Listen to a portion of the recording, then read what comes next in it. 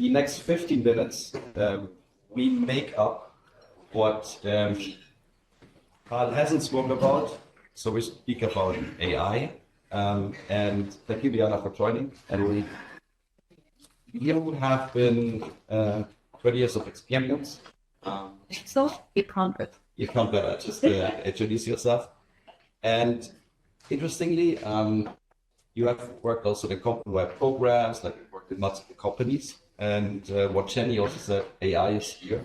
And we want to both deep dive specifically into it, about what are experiments, what are wins, and what are failures. And with that, I need to be honest to the full audience. Normally, in the middle of us, we have another guest, Matt McDaniel. So he couldn't make it to New York today, but he gave us his first failure that we want to talk about. He said to us, never let AI manage accountability. People decisions, yeah. Tell me about your experiments or wins, and what have you learned at the church? Yeah, thanks for having me first, and really amazing to meet and chat with all of you. I've been in AI when Gen AI is even not there, because I was leading commercial in data science team work for Cash App, and naturally it was a lot of AI, machine learning, and data science. But I feel we're living now an era of Gen AI, agentic AI, and it's developed and changed so much. But I had an exposure since then. First wins we did with just AI building a bot on Slack that would summarize a thread for you. That was the biggest win and big time saver. That's I initially will ask people, hey, are you reading this 40 threads? Can you summarize if someone did? Because someone gonna go and read, I'm sure. Many of you reading the threads, and the time saving in a trusted way you can do, that's a big efficiency improvement. Now we're doing this with Glenn. I guess, again, biggest efficiencies, the biggest time saving for me. If I can come with a prompt that will summarize what I'm interested in a trusted way, in a concise way, that I'm not spending the time. Probably that's been a journey, how from bots we moved to more robust ways of having efficiency in Slack reading time. Nice.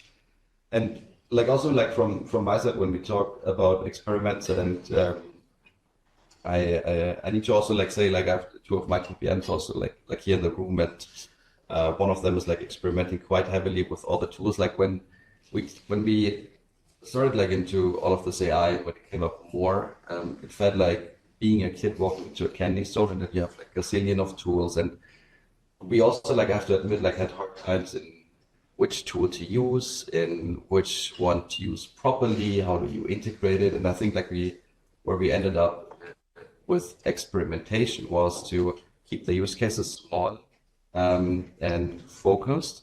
And I not boiling the ocean. What is your experience with that? Are you going big, or keeping it focused, summarizing a thread and letting send you in summary of that? I guess I've been in bots. When you see the wins, you get too excited and make go big. But you need to balance. That's really important to build up and to find the line when things might fail. And I'd like to talk also about the failures, because we talk about successes. Everyone talks about AI, how good it is, but we need to understand that there are certain lines where we have to trust, and we may not be trust that way.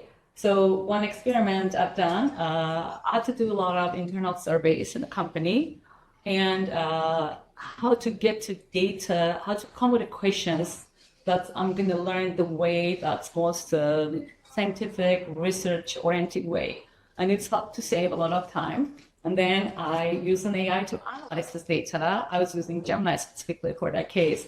And then I'm like, okay, let's build some dashboards, because when it's visual, the learnings, it's smart observable. Yes, I get excited too much. I added really complex prompts, and then it doesn't build the way I wanted to see things. So I have to hack a little bit Gemini. and ask to make changes to the smaller ones and do that semi-manual. But when you see the value, you want to get excited and let's try this and this and this. And last time Gemini gave me the code, like, go do yourself. Like, oh, okay, I can get there too. So this is about experimentation, scaling up and scaling down until you'll find the right balance. Yeah. So it's a little bit like challenging AI in the first place and then getting taught by AI how to do certain parts of the job the right way. Yeah. Sort of. Maybe like to add on that, like on failures, I think what I have experienced when you talk like also to PMs out there, I think you can get like very greedy on what you want to achieve with AI. And sometimes the things are very simple, like, like summarizing a thread, and they say like, can I put an agent on top of it? It's like, you could, but why not like copy paste or just pick it up randomly or set it as a Slack reminder or like use like, I don't know, like certain reminding functions that tools anyway have. And what about the wins? Like, what was your like maybe proudest or maybe aha moment with the there are many. It's hard to pick, but I say, like, I look from our perspective. It's not about what is the complex thing I built. Sometimes you can really build crazy agent, and you're proud of the work you have done, but it may not always bring the value you want. And sometimes you can have really simple thing, and you can say, oh my God, I spent pretty much no time, but this is lifesaver because I'm using this every day. One thing, it's maybe like, I'll bring again Slack related things because everything else it's more balanced in a way, but this is where I'm spending the most time based on complexities I'm running. But when you're out a day or a week and you can have an easy way to summarize what's happened there, when you're not spending 2 days to reading, but like what's happened faster, so you can help to drive right decisions, and you can adjust this prompts to get really more specific information on specific areas you care. This has been really a lifesaver. The other read, it's not necessarily mine, but seeing a personal bot, that was I feel a genius idea when, especially for long-time employees, I'm sure many of you built documents, Slack, endless Slacks, conferences, different tools, and you can ask the similar questions over and over. When you get more, you'll build the documents to scale yourself. Yes, you can build a bot that's based on all your inputs you have provided across the years. It can respond pretty much the same way as you will for many questions. You need to consider also very specifics of access points, security, and how you're learning your bot. Based on public channels, based on public documents, because I'm sure many of you can be also involved in a sensitive and confidential project. But the idea that you can scale yourself by having your bot and people can trust and you can keep training this, I feel was genius. And this is outside of TPM. People are trying to use to create the replicas for genius people by getting access to their manuscripts and stuff. So replicating some famous books based on their input to whatever they have done. I am really blown away, and I've seen this working in this work environment. That's really exciting to me. Yeah, I think like one interesting thing that you said is like about the security aspect and those kind of things. I don't want to spend time on that because it's very limited. I want to spend time on an interesting topic. So I recently talked to one technical lead, and he's from AWS, and he said he's experimenting heavily with voice. So what he does is just when he said like give him this prompt that he's sitting in the subway, and then he's like real life putting in his day of work into the AI tool, and then cross-checking it with his calendar and updating stuff. I could not believe it, but he showed me like some short video on how that really works. But it's deeply anchored, and they also have integrated tools. Like, what is your opinion on using voice quite heavily? So I'm personally not a big fan like of voice messages, so I'm maybe more old school. But what's your opinion on using voice? I've seen AI being used to clear accents from voices to make it more accessible to people that, especially us living in New York, we deal with that, and sometimes it can be challenging. So from that perspective, it may add value, but sometimes based on different styles of observing information, some people are more reading and observing, remembering type.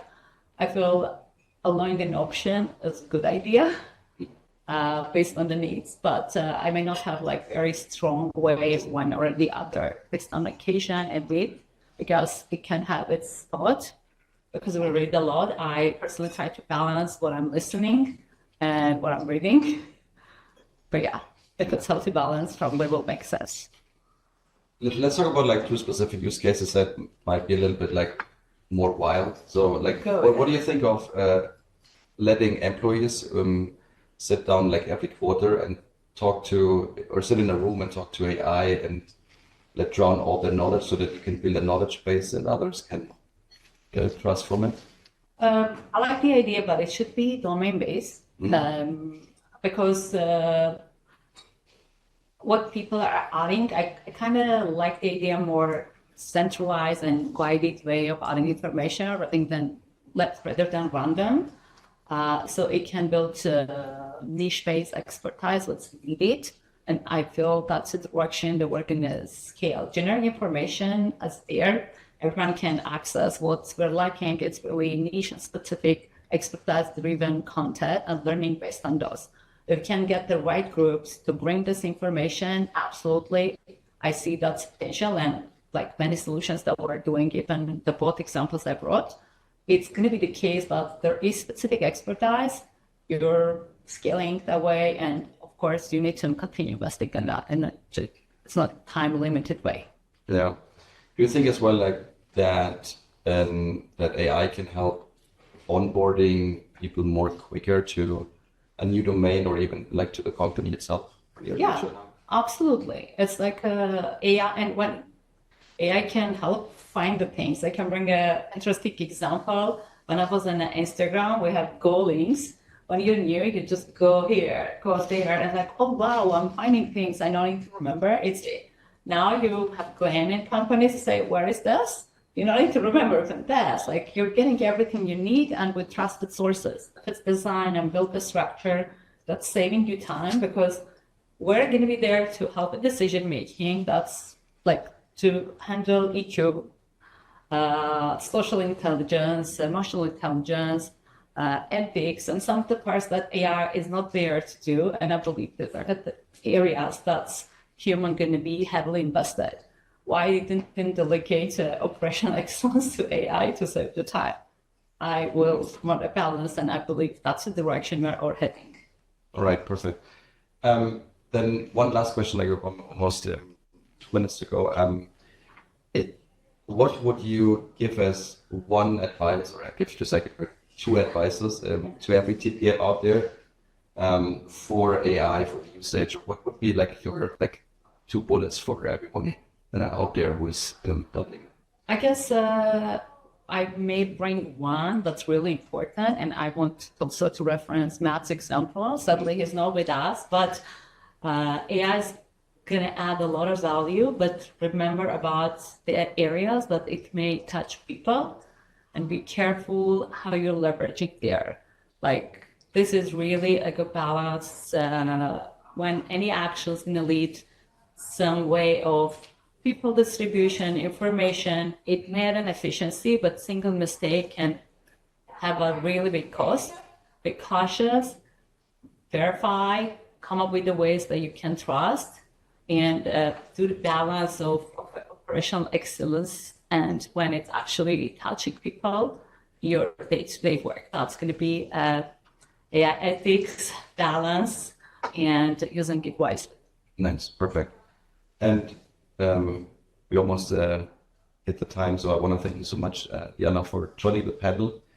Speaking to an unknown audience, I don't know how big it is, to everyone here in the room. And thank you for that.